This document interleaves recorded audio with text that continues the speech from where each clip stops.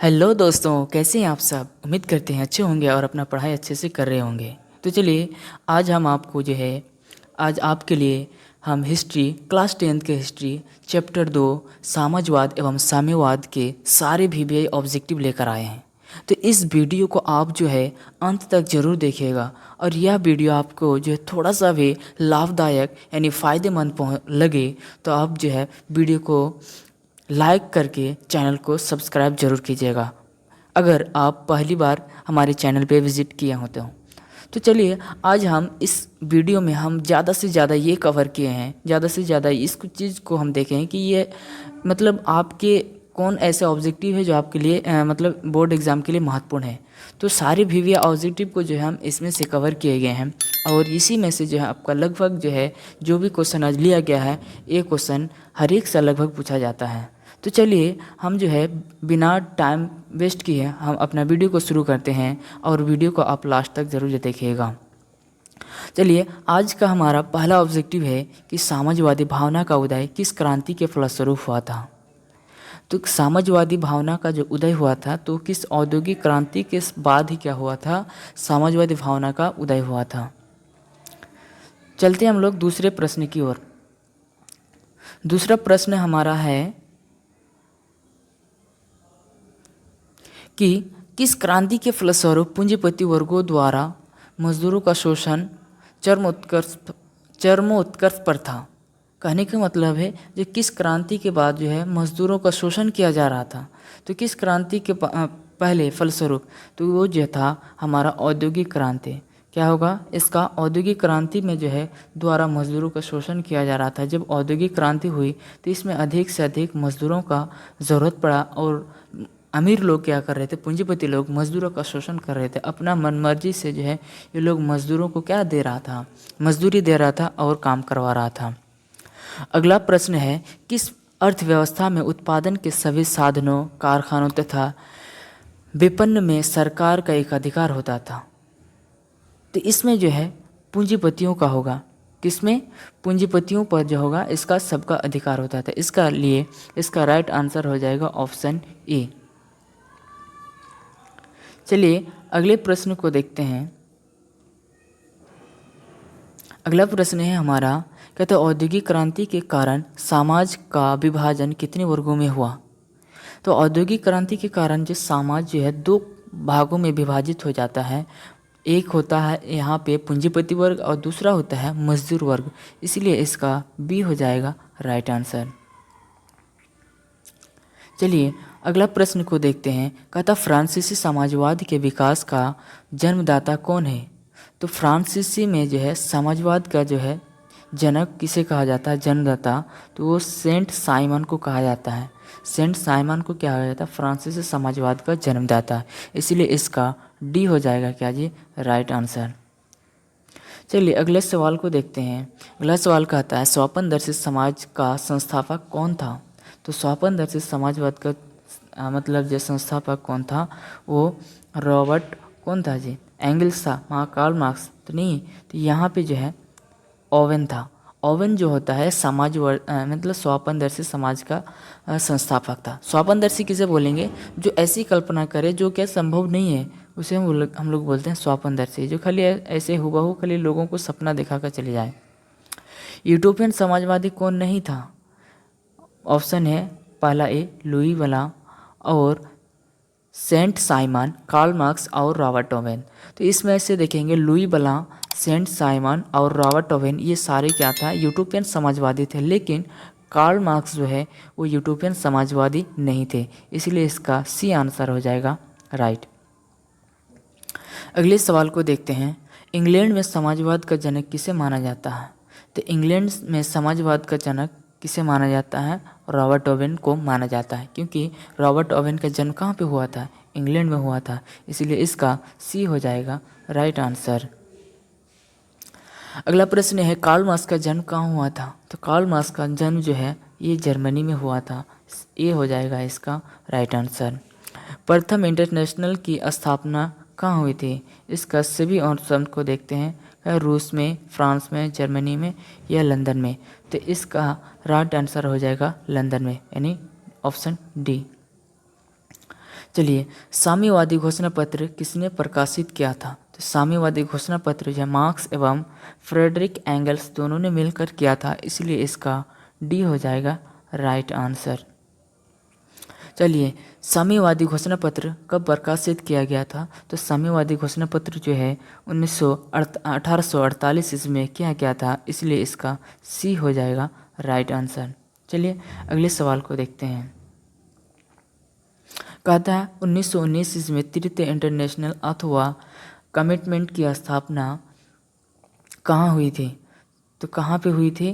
तो ये मॉस्को में हुआ था। कहाँ पे? मॉस्को में। इसलिए 13 का राइट आंसर हो जाएगा ऑप्शन बी। चलिए अगले सवाल को देखते हैं। सवाल कहता है कि वर्ग संघर्ष का सिद्धांत की व्याख्या किसने किया था? यानी वर्ग संघर्ष का सिद्धांत किसने दिया था? तो वर्ग संघर्ष का सिद्धांत जो है ये किन्होंने दिया था? कार्ल मार्क्स ने दिया था वर्ग संघर्ष का सिद्धांत। कहा था इस संघर्ष के माध्यम में, मतलब इसके माध्यम से ये कहा था कि जब तक तुम अपने समाज के लिए संघर्ष नहीं करोगे, पूंजीपतियों के लिए, किन लोगों को कहा था? गरीब लोगों को कहा था, मजदूर लोगों को कहा था कि जब तक अमीर लोगों के लिए तुम लोग जो है उन लोगों के लिए लड़ोगे नहीं, तब तक तुम्हारा हक नहीं मिलेगा। चलिए 15वां सवाल को देखते हैं। कम्युनिस्ट मैनिफेस्टो का प्रकाशन किस वर्ष हुआ था? कम्युनिस्ट मैनिफेस्टो एक बुक है जिसका प्रकाशन 1867 ईस्वी में हुआ था, इसलिए इसका डी हो जाएगा राइट आंसर। चलिए आज का 16 नंबर का प्रश्न देखते हैं। अंतर्राष्ट्रीय मजदूर दिवस किस तिथि को मनाया जाता है? देखिए आखिर ये वाला सवाल इसमें ऐड करने की क्या ज़रूरत था? देखिए इसमें बहुत से जो है इस चैप्टर में मज़दूरों की बात कही गई है, इसीलिए जो है इसमें मतलब जो है मज़दूर दिवस किस दिन को मनाया जाता है, इसलिए ये वाला क्वेश्चन ऐड किया गया है।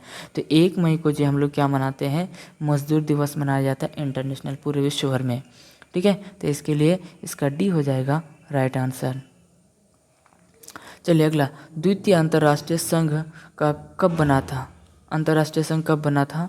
तो द्वितीय अंतर्राष्ट्रीय संघ जो है ये आपका इसका राइट आंसर हो जाएगा 1889 ईस्वी में। कब जी? 1889 ईस्वी में। चलिए अगले सवाल को देखते हैं। प्रथम अंतर्राष्ट्रीय संघ यानी प्रथम इंटरनेशनल कब स्थापित हुआ था? प्रथम अंतर्राष्ट्रीय जो है ये कब बना था? 1864 ईस्वी में। 18 का बी हो जाएगा राइट आंसर। चलिए 19 नंबर प्रश्न को देखते हैं। दास कैपिटल किसकी रचना है? तो दास कैपिटल जो है कार्ल मार्क्स और किसका? एंगल्स का है। दास कैपिटल किसकी रचना है? तो कार्ल मार्क्स और एंगल्स ये दोनों मिलकर दास कैपिटल को लिखा था, इसीलिए इसका ए हो जाएगा राइट आंसर। चलिए अगले प्रश्न को देखते हैं। कम्युनिस्ट मैनिफेस्टो के लेखक कौन है? तो कम्युनिस्ट मैनिफेस्टो का जो है भी लेखक कौन है? तो कार्ल मार्क्स और फ्रेडरिक एंगल्स ये दोनों हो जाएगा। चलिए किसे समाजवादियों का बाइबल कहा जाता है? ऑप्शन को देखते हैं। अप्रैल थीसिस को, सोशल कॉन्ट्रैक्ट को, या दास कैपिटल को, या कम्युनिस्ट मैनिफेस्टो को। तो दास कैपिटल को जो है किसका कहा जाता है? समाजवादियों का बाइबल कहा जाता है। वैज्ञानिक समाजवाद की अवधारणा का प्रतिपादन किसने किया था? तो वैज्ञानिक समाजवाद की अवधारणा जो है किसने किया था? तो कार्ल मार्क्स ने किया था। आखिर वैज्ञानिक समाजवाद क्यों कहा जाता है? क्योंकि इन्होंने समाज को जो है वैज्ञानिक की तरह जो है क्या किया था? बताया था खोल कर, इसीलिए उसे कहा जाता है वैज्ञानिक समाजवाद का जनक। चलिए 23 नंबर प्रश्न को देखते हैं। कार्ल मार्क्स का जन्म कहाँ हुआ था? तो कार्ल मार्क्स का जन्म जो है जर्मनी में हुआ था। कहाँ पे हुआ था? जर्मनी में हुआ था। चलिए अगला प्रश्न देखते हैं। कहता है दास कैपिटल का प्रकाशन किस वर्ष हुआ था? तो दास कैपिटल जो है 1867 ईस्वी में प्रकाशित हुआ था, इसीलिए इसका सी हो जाएगा क्या जी? Right answer. चलिए आज का 25 नंबर सवाल को देखते हैं। समाजवादियों की बाइबल किसे कहा जाता है? तो ये दास कैपिटल को समाजवादियों का बाइबल कहा जाता है, इसलिए बी हो जाएगा इसका राइट आंसर। चलिए ये वाला प्रश्न जो है आपको बहुत बार देखेंगे, अगर आप क्वेश्चन बैंक उठा के देखेंगे तो ये वाला सवाल का एक बार पूछा गया है।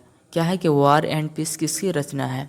वार एंड पीस जो है ये किसकी रचना है? तो ये लियो टॉल्स्टॉय की है। किसका है? लियो टॉल्स्टॉय का। बी हो जाएगा इसका राइट आंसर। चलिए अगले सवाल को देखते हैं। कहता है रूस की सांसद को क्या कहा जाता है, यानी रूस की सांसद का नाम क्या है, तो रूस की सांसद को जो है ड्यूमा कहा जाता है। क्या कहा जाता है, ड्यूमा। चलिए, खूनी रविवार किस तिथि तथा किस वर्ष हुआ था, तो खूनी रविवार जो है ये 9 जनवरी 1905 ईस्वी को हुआ था, इसलिए इसका बी हो जाएगा क्या जी, राइट आंसर। चलिए 29 नंबर प्रश्न को देखते हैं। कहता है रासपुटिन कौन था, तो रासपुटिन जो है एक भ्रष्ट पादरी था, इसलिए इसका बी हो जाएगा राइट आंसर। ये रासपुटिन जो था ये वहाँ पे यानी जर्मनी में कह सकते हैं, ये इनडायरेक्टली क्या कर रहा था, मतलब जर्मनी में नहीं रूस में जो है इनडायरेक्टली ये शासन कर रहा था। किसके द्वारा जी, नेपोलियन के पत्नी के द्वारा। चलिए, रूस का पहला समाजवादी कौन था, तो रूस का पहला समाजवादी ये प्लेखानोव को कहा जाता है, रूस का पहला समाजवादी। इसकी सी हो जाएगा राइट आंसर। चलिए आज का 31 नंबर प्रश्न को देखते हैं। कहता है 1917 की रूसी क्रांति के समय किस जार का शासन था, किस जार का, तो अलेक्जेंडर प्रथम या निकोलस प्रथम या निकोलस द्वितीय, तो ये कहा था जार निकोलस द्वितीय का शासन था, इसका डी हो जाएगा राइट आंसर। चलिए 32 नंबर सवाल को देखते हैं।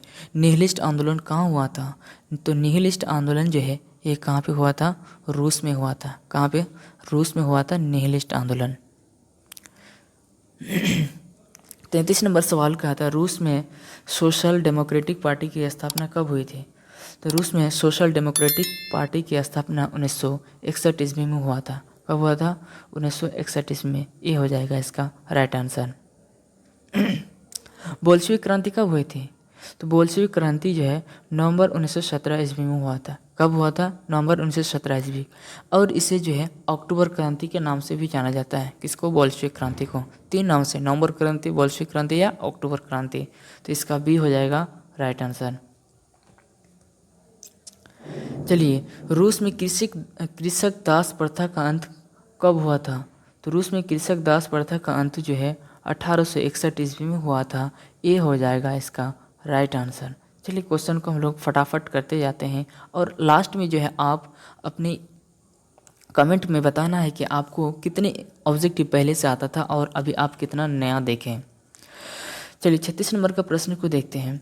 रूस में निहिलिस्टों ने सुधार के लिए कौन सा मार्ग अपनाया था, तो इन्होंने जो है आतंकवाद मार्ग अपनाया था, डी हो जाएगा इसका राइट आंसर।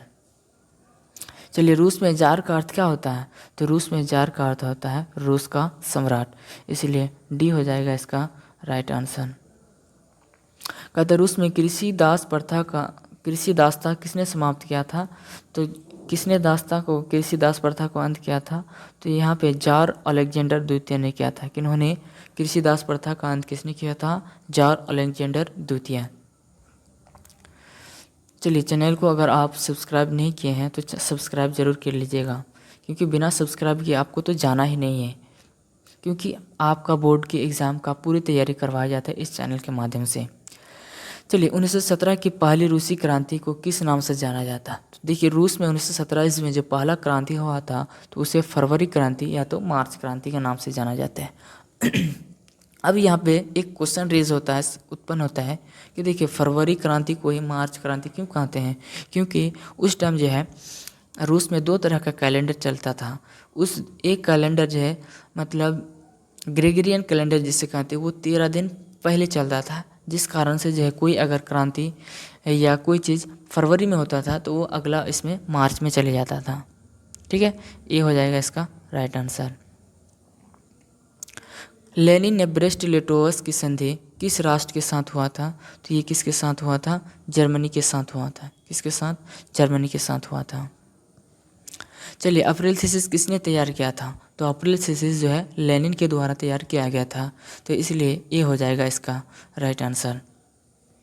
चलिए अगले सवाल को देखते हैं। लाल सेना का गठन किसने किया था, तो लाल सेना का गठन ट्रस्की ने किया था। तो ट्रस्की कौन था, तो ट्रस्की जो है या लेनिन का क्या था, एक बहुत गहरी दोस्त था, जिन्होंने क्या किया था, ट्रस्की सेना का गठन किया था। ठीक है, मतलब लाल सेना का गठन किया था। क्यों किया था, क्योंकि जो जब ये सारे पूंजीपतियों का धन संपत्ति को लूट कर जो है अक्टूबर क्रांति के दौरान गरीबों में बांट दिया था, तो सारे पूंजीपति क्या हो गया था, नाराज़ हो गया था और साथ ही साथ पड़ोसी देश अमेरिका, जापान, ये लोग भी क्या हो गया था, नाराज़ हो गया था। इसीलिए जो है मतलब लेनिन को जो है क्या करना पड़ा, उसके दोस्तों के द्वारा लाल सेना का गठन करवाने गया।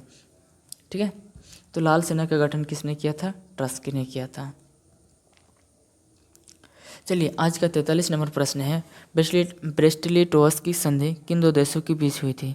तो यह जो है रूस और जर्मनी के बीच हुआ था, इसलिए डी हो जाएगा इसका राइट आंसर। चलिए काम के अधिकार को संवैधानिक अधिकार का रूप सबसे पहले कहाँ मिला था। तो कहाँ पे मिला था, तो यहाँ पे सोवियत संघ। कहाँ पे मिला था, सोवियत संघ। इसका ए हो जाएगा राइट आंसर। 1917 की बोल्शेविक क्रांति का नेतृत्व किसने किया था। 1917 ईस्वी की बोल्शेविक क्रांति का नेतृत्व किसने किया था, लेनिन ने ही किया था, इसलिए बी हो जाएगा इसका राइट आंसर। चेका क्या था, चेका जो है एक पुलिस दस्ता था। क्या था, पुलिस दस्ता, मतलब पुलिस का एक संस्था था जिसका नाम क्या था, चेका, और ये किसने तैयार किया था, लेनिन ने ही तैयार किया था। चलिए अगला प्रश्न को देखते हैं, भूमि, शांति और रोटी, ये 3 नारे किसने दिए। तो ये तीनों नारे लेनिन के द्वारा दिया गया है, ये हो जाएगा इसका राइट आंसर। साम्यवादी शासन का पहला प्रयोग कहाँ हुआ था, साम्यवादी शासन का पहला प्रयोग जो है रूस में हुआ था, ये हो जाएगा इसका राइट आंसर। चलिए अगले सवाल को देखते हैं, रूस की बोल्शेविक क्रांति का नेतृत्व किसने किया था। तो रूस की बोल्शेविक क्रांति का नेतृत्व लेनिन ने किया था। ये सवाल पहले भी एक बार आ चुका है, सी हो जाएगा इसका क्या जी, सही आंसर। नई आर्थिक नीति का जन्मदाता किसे कहा जाता है। तो नई आर्थिक नीति जो है लेनिन ने 1921 ईस्वी में लाया था। कब, 1921 ईस्वी में।